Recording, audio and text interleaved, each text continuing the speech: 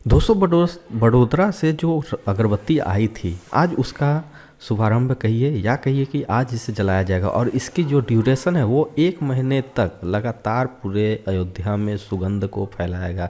काफ़ी अच्छी महक है यहाँ पे। और इसके जलाने में सबसे पहली चीज़, ये पूरा 108 फीट लंबा है।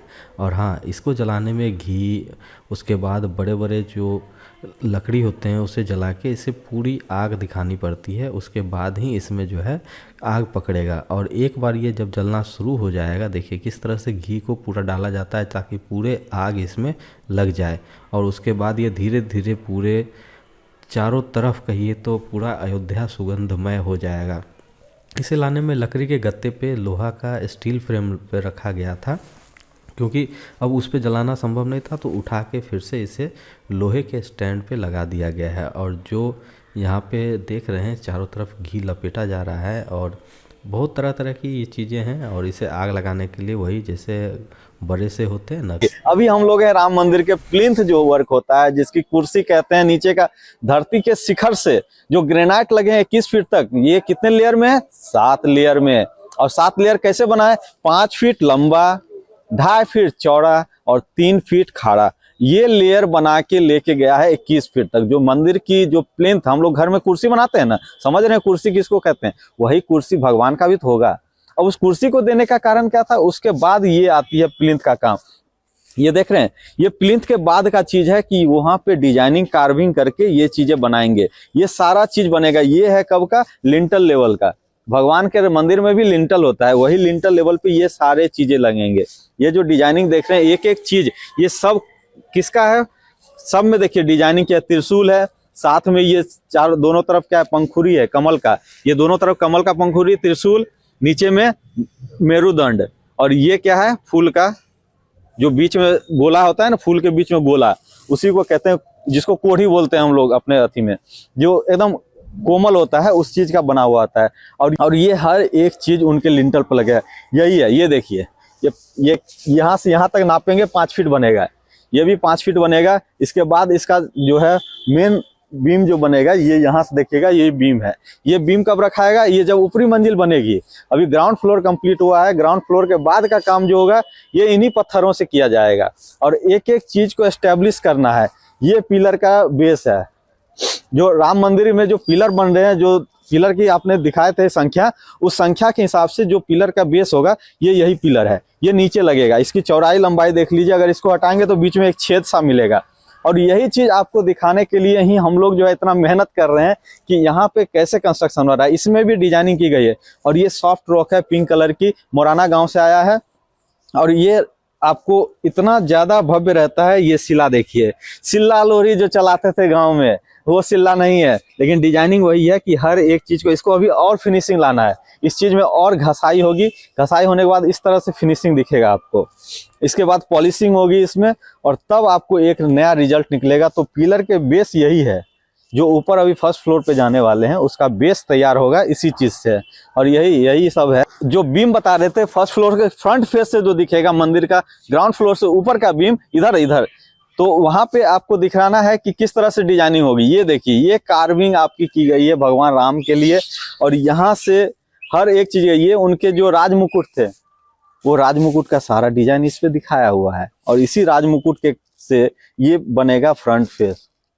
और इसके शिला देख रहे हैं, ये शिला का कर्वेचर तैयार किया गया है। इसके अंदर और भी डिजाइन किया हुआ है। अगर यहाँ से दिखा सकते हैं अंदर से, वो देखिए, अंदर से दिखाइए। वहां पे देखिए, शिला के साथ साथ उस साइड वहां पर बना हुआ है कि हर एक पोजीशन का दिया हुआ है। ये एज बना हुआ है, मतलब ऐसे करके रखा जाएगा। इसको जो है इस तरह से एज टू एज मिलाया जाएगा। ये मिलेगा, इसके एज में ऐसे मिलेगा, फिर ऐसे मिलेगा, फिर ऐसे, मतलब पूरा चारों तरफ से एक पिलर को घेर के एक फर्श नुमा तैयार किया जाएगा। और फर्श पे यही पत्थर को प्लेन करके फर्श पे भी रखा जाएगा। वो पार्ट बाय पार्ट आपको एनिमेशन में दिख रहा होगा किस तरह से इसमें रखना है। फिर आता है कि इसको अटैचमेंट तो मान लीजिए रख देंगे, तो ये एक दूसरे से जुड़ेगा कैसे? सबसे बड़ी समस्या है। उससे पहले बड़ी समस्या होती है कि इसको काटा है, इतना जल्दी काम कैसे हुआ? तो अभी मशीन का युग है। मशीन काटने वाला ये कटर है। इसी कटर से, मशीन कटा से जो है सारा पत्थर का कटाई हुआ था। एक एक पत्थर की कटाई जो है इसी मशीन से दी गई थी। यहाँ पे हर एक बीम का साइज अलग अलग आपको मिल जाएगा। जो प्लिंथ का वर्क था वो हर एक साइज अलग अलग आपको मिलेगा। ये देखिए ये बेस है, ऊपर में भी डिजाइनिंग आएगी, डिजाइनिंग करके बेस किया गया हर एक डिजाइन का। वो देखिए पंखुड़ी का डिजाइन है, वहां पर पंखुड़ी के डिजाइन के साथ यहाँ पे बनेगा। ये है आपका टॉप लेवल पे आएगा। अब दिखाते हैं कि एक पत्थर दूसरे पत्थर से किस तरह से जुड़ेगा। तो यहाँ देखिए ये गड्ढा बीच में देख रहे हैं, ये यहाँ से नाप देते हैं, ये नाप दिए, देखिए इतना गड्ढा है, ये इतना गड्ढा है और इतना ही ऊंचा उसके टॉप में देखिए टोपी बना होगा। ऊपर में देखिए, ऊपर में टोपी बना हुआ है। ये एक पिलर जो है एक दूसरे से मिलेगा, इसके अंदर भी फिनिशिंग आएगी, सामने का फ्रंट फेस में आएगा और यही चीज जो है उसमें एक दूसरे से ग्रूविंग बनेगा और एक ग्रूविंग दूसरे ग्रूविंग को मिला के ये जो है मजबूती हजारों हजार साल तक टिके रहेंगे। ये पकड़ने में अच्छा रहेगा। सब पेंसिलिंग करके देखिए, यही पेंसिल यूज हुआ था राम मंदिर के काम में। एक पेंसिल का भी योगदान उतना ही है जितना हम आपका है, और इसी पेंसिल से इसमें जो है क्राफ्टिंग करके इस तरह से डिजाइनिंग कहाँ पे लेना है, किस तरह से करना है, ये किस तरह से इस तरह से जो है यहाँ से क्राफ्टिंग करना है। ये देखिए यहाँ से ऐसे करके हाथ से किए होंगे, जो मजदूर किए हैं उनका भी डिजाइनिंग है। और इसमें राम मंदिर का आपका एक एक छवि इसमें दिखेगा आपको कैसे बना है। ये देखिए, ये आपको दिखा रहे थे पुस्तक में कौन सा, यहाँ पे मेरुदंड है और उसके ऊपर ये कलश का जो डिजाइन है, हर एक कलश का अनुपात लेके ये डिजाइनिंग की गई है।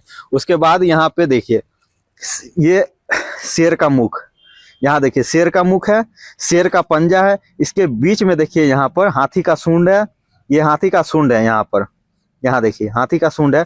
मतलब डिजाइनिंग में कहीं कमी नहीं की गई। एक एक हमारे जो रहते हैं कमल दंड, ये कमल है, कमल का ये चिन्ह है यहाँ पर।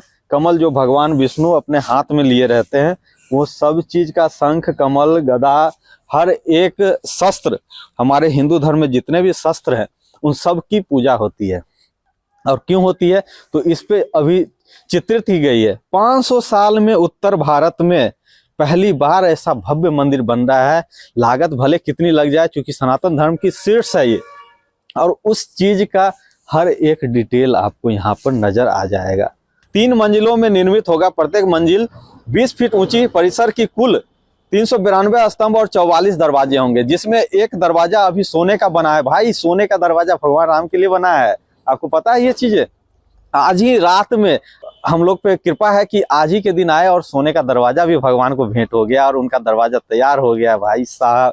और चलिए आगे का बताते हैं। मंदिर का निर्माण वास्तुकला की नागर शैली से की गई है। जो नागर शैली होती है, ये वास्तुकला जो देख रहे हैं भगवान राम के लिए, ये नागर पद्धति पर निर्भर है। जो पुराने हमारे जो मूल ग्रंथ हम बताते हैं ना, मानसार और मैमत, 2 ग्रंथ होते हैं वास्तुकला के लिए। नगर स्थापित करने के लिए भगवान राम के नगर जो होंगे वो नागर शैली पर निर्भर है। रामलला की मूर्ति को गर्भगृह में रखा जाएगा, जिसमें श्री राम दरबार पहली मंजिल पर होगा और 5 मंडप होंगे, जिसमें होंगे सबसे आगे नित्य मंडल, उसके आगे होंगे रंग मंडप, सभा मंडप, प्रार्थना मंडप और कीर्तन मंडप। इतने मंडप तैयार किए गए हैं राम भगवान के लिए। खंभों और दीवारों पर देवी देवताओं की मूर्ति सजी हुई है, देख रहे हैं आप। ये सभी खंभों पे जो मूर्ति देवताओं के हैं, वहां देखिए गणेश जी की मूर्ति है, उसके अंदर अंबा की मूर्ति होगी। मतलब हर एक देवता इसमें चिन्हित किए गए होंगे। पूरे भारत का जो सभ्यता है वो सभ्यता समावेश किया गया है इस चीज के लिए। जिनके बताते हैं चारों कोनों, परिसर के चारों कोनों में जो परिसर बन रहा है वो 14 फीट चौड़ाई का दीवार के मोटाई का बनेगा। सूर्यवंशी थे तो ठीक सामने पूर्व दिशा में सूर्य भगवान के होंगे। उसके बाद भगवती, गणेश, शिव को समर्पित मंदिर भी होगा। उत्तरी और दक्षिणी भुजाओं में क्रमशः अन्नपूर्णा और हनुमान जी के मंदिर बनाए जाएंगे। हनुमान जी अभी के राजा हैं, तो उनको सबसे पहले उनसे आपको निवेदन करके उनसे आपको रखना पड़ेगा कि हमें भैया अब आप रामलला से हमें दर्शन कराए। तो सबसे पहले हनुमान जी के हनुमानगढ़ी में दर्शन करेंगे, तभी जाके आप वहां पे मिल सकते हैं। इसके अलावा परिसर में 7 और लोगों को जोड़ा जाएगा। कौन कौन? महर्षि वाल्मीकि जी, वशिष्ठ जी, विश्वामित्र जी, अगस्त, निषाद राज, जिन्होंने सबसे पहले केवट जो काम किया था, निषाद राज जी, जहां से वो प्रस्थान किए थे वन के लिए, तो सबसे पहले जो खेव के उस पार किए थे निषाद राज जी, आपको पता ही होगा। उसके बाद सबरी, जिनके जूठा बेर खाए थे भगवान राम, इन सब के मूर्ति स्थापित किए जाएंगे वहां पे। इसके आगे पढ़ते हैं। मंदिर की नींव को रोलर कॉम्पैक्ट कंक्रीट की 14 फीट मोटी दीवार की गई थी। जो कॉम्पैक्शन था 1 फीट, जो हमने पहले वीडियो में बताया कि 1 फीट मोटा, मतलब 300 mm को जो है कॉम्पैक्शन कर करके कॉम्पैक्शन कर करके इसको 250 mm 10 इंच पर लाना था, और वो फुल्ली कॉम्पैक्टेड को ये हमारे जो IIT के टीम थे जिन्होंने गठित किया था, उसको जो है कृत्रिम तरीका से एक रॉक तैयार किया गया है केमिकल डाल के, जो जितना वो पुराना होगा उतना ज़्यादा मजबूत होगा। ये रॉक की प्रॉपर्टी वहाँ पे दी गई है। मिनरल प्रॉपर्टी के जो इंजीनियर थे हैदराबाद से आए थे, वो सब इन लोगों ने चूज करके उसका एक बेस तैयार किया था, क्योंकि इसके नीचे के सॉफ्ट रॉक थी, सॉफ्ट धरती के कारण ये सब हमें जो है इतने जो वजन है, अगर इंजीनियर की भाषा कहे तो इतने वजन का जो लाइव लोड पे जो आ रहा है वो डेड लोड सहन नहीं कर पा रहा। तो जो धरती की soil capacity, bearing capacity of soil कहते हैं, वो सॉइल कैपेसिटी बियर नहीं कर पा रही थी। तो कह दिया कि भाई अब तो ये गड़बड़ हो जाएगा। 14 फीट नीचे गड्ढा कर दिया गया और उस गड्ढे को बना दिया गया सॉफ्ट हटा के, वहाँ पे पूरा कंक्रीटिंग बैच फॉर्मेट आर्टिफिशियल तरीका से वहाँ पे बेस तैयार हुई। तो कंक्रीट किससे तैयार की गई? स्टोन क्रश जो हमारा डस्ट आता है उसे मिला के केमिकल से, और उसे लेयर बाय लेयर 14 फीट तक लाया गया है। उसके बाद आता है इसके ऊपर की बात करें तो 21 फीट ऊंचा इसका प्लिंथ होगा, जो ग्रेनाइट का बना हुआ है।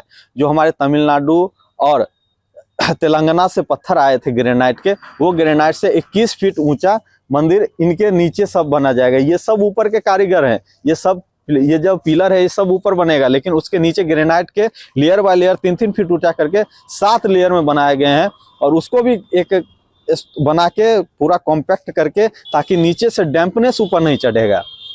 डैम्पनेस बहुत ही ज़्यादा हानिकारक है, ये इतना कोमल होता है ये पत्थर, अगर इसमें डैम्पनेस आएगा तो 300-400 साल में ये बर्बाद हो सकता है। लेकिन इस चीज़ को बचाने के लिए, डैम्पनेस बचाने के लिए ग्रेनाइट का इस्तेमाल के, ग्रेनाइट जो है वाटर को जो है कैपिलरी राइज नहीं कर पाता है। कैपिलरी राइज कहते हैं पानी को ऊपर उठने से रोकने के लिए। तो ग्रेनाइट हमेशा जो है एंटी कैपिलरी वर्क करता है, वो पानी ऊपर चढ़ने नहीं देता है। तो उसी कैपिलरी राइज को रोकने के लिए ग्रेनाइट से 21 फीट तक प्लिंथ ली गई है। जैसे यहाँ पे देखिए प्लिंथ तक हमें 21 फीट तक ग्रेनाइट का वर्क किया गया, ये कैपिलरी राइज को रोक दिया। अब आते हैं उसके ऊपर कितने कैसे बनाना है। तो स्थान, क्षेत्र और शौचालय परिसर में एक अलग ब्लॉक के साथ बुजुर्ग और विकलांग भक्तों के लिए रैंप और लिफ्ट भी बनाए जाएंगे, जो पीछे से बनेगा पश्चिम साइड से। चिकित्सा और लॉकर सुविधाएं, 25,000 लोग एक साथ में पिलग्रिम्स जो तीर्थ यात्री हैं, एक साथ 25,000 लोगों की सुविधा इसमें रखी जा रही है, जो हमने रात में वीडियो आपको शूट करके दिखाया था। पर्यावरण जन संरक्षण के लिए 70% एरिया सिर्फ पर्यावरण के लिए छोड़ा गया है ना। 70% जो है एरिया छोड़ा गया था, हरा भरा क्षेत्र, ताकि इसकी जो वाटर लेवल है, इसमें वाटर लेवल बरकरार रहे। वृक्ष जो है पानी को ऊपर की ओर खींचता है, अगर वृक्ष हटा दिया जाए तो वो पानी, वाटर लेवल नीचे चला जाएगा। उस चीज के लिए 70% एरिया, मतलब 0 टॉलरेंस रखा गया है। बाहर से हमें कुछ लेना नहीं है, अंदर का कुछ जाना नहीं है। पानी जो है हम अपना ही यूज करें, हम अपना ही रेक्टिफाई करेंगे, इन्वायरमेंट फ्रेंडली, इको फ्रेंडली हम लोग डिजाइन करेंगे कि परिसर में कहीं भी आसपास से पानी की जो जल संरक्षण है कभी कम नहीं होगी। और यहाँ पे वाटर हार्वेस्टिंग सिस्टम, जितनी भी बारिशें होंगी उस पानी का वाटर हार्वेस्टिंग, इसी जल संग्रह होगा। और 70% जो एरिया छोड़ा गया इसी में जल संरक्षण का एक व्यवस्था करा जाएगा। संरचना की निर्माण की जिम्मेदारी संभाल रहे हैं अभी राम जन्मभूमि तीर्थ ट्रस्ट, जो क्षेत्र के ट्रस्ट हैं। अधिकारियों ने कहा है कि निर्माण के लिए राजस्थान के मकराना संगमरमर और गुलाबी बलुआ पत्थर, जो तमिलनाडु और तेलंगाना के ग्रेनाइट पत्थर और मध्य प्रदेश के मंडला के रंगीन संगमरमर का उपयोग किया जाएगा। ऐसा पता चला कि राजस्थान के भरतपुर जिले में 4.7 लाख टन घन फीट गुलाबी बलुआ पत्थर, यही गुलाबी बलुआ पत्थर जितना देख रहे हैं यही है, जो चबूतरे में 17,000 ग्रेनाइट पत्थर और जोड़ाई के कार्य में सफेद मकराना और रंगीन संगमरमर का यूज किया जाएगा पीछे से।